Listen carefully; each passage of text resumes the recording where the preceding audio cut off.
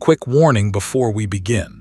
By the end of this video, there's a very good chance you'll yawn at least once, and not because you're bored. Just reading the word, seeing a photo, even thinking about it can set you off. So go ahead. Try not to yawn. We'll wait. Spoiler, you probably can't. Yawning is one of the most universal things we do. Newborns yawn. So do dogs, cats, elephants, even fish and birds.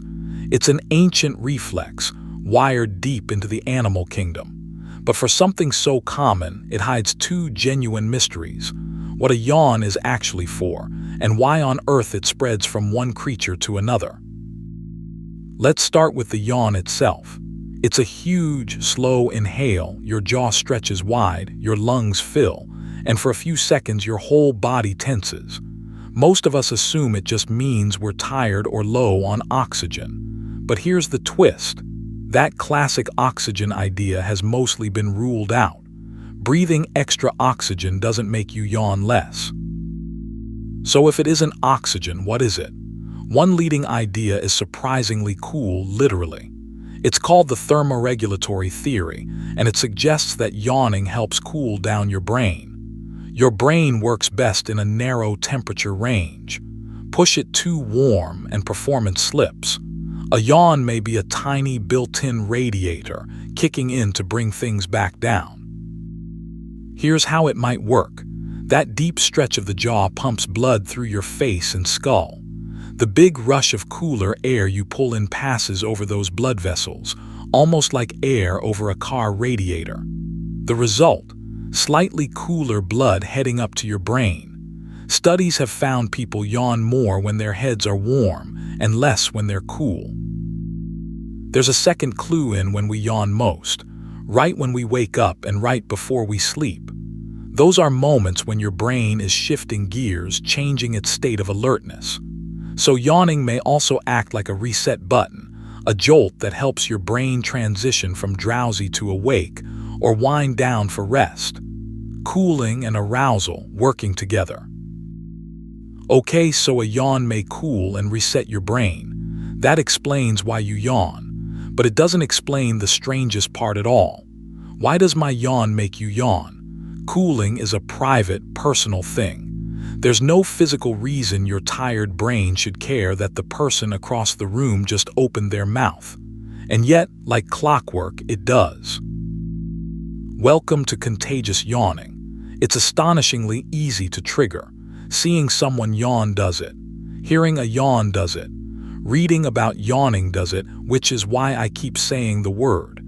Even a photograph of a yawn can be enough. About half of adults will catch a yawn just from watching a short video of other people doing it. So what's going on in the brain? Scientists think contagious yawning is a kind of automatic mimicry, the same deep system that makes us unconsciously copy each other. When you watch someone laugh, scratch, or cross their legs, you often mirror it without noticing. A yawn may be the most powerful, most reliable version of that hidden copycat instinct. And that mimicry seems tied to the social, emotional parts of the brain. Brain scans show that regions near the amygdala, an area that handles emotions and reading other people, light up with contagious yawning.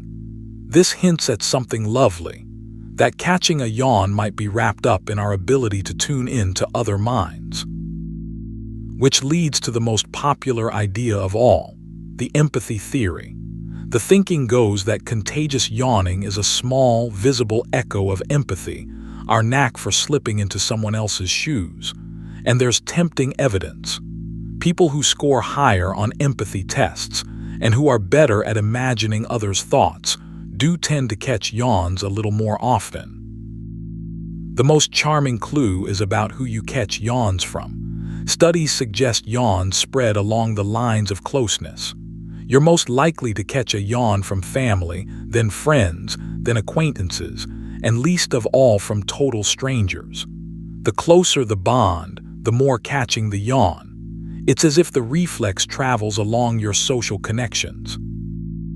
There's a developmental clue too. Babies and toddlers barely catch yawns at all.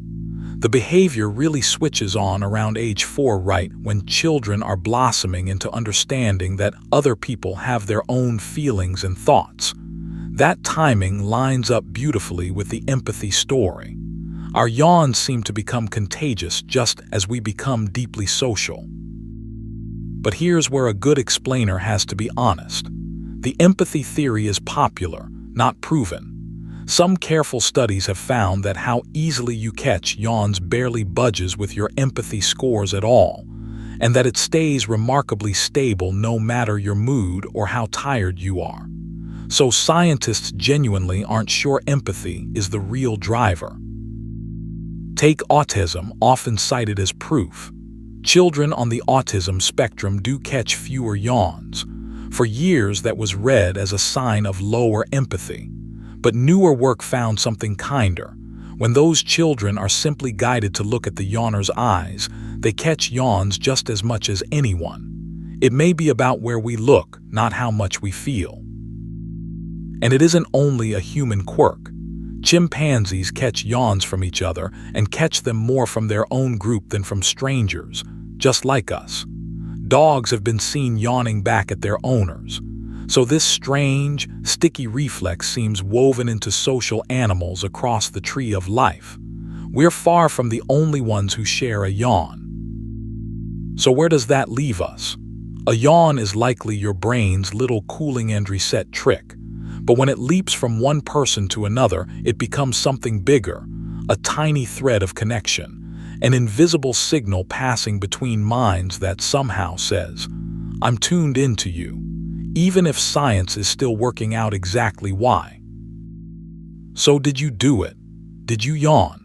If you made it this far without one, you might be in that quiet half of people who rarely catch them. Either way, you just felt one of the most mysterious reflexes we share. If this sparked a little wonder, subscribe to the Curious Owl Bite-Sized Wonder every day, and rest those eyes.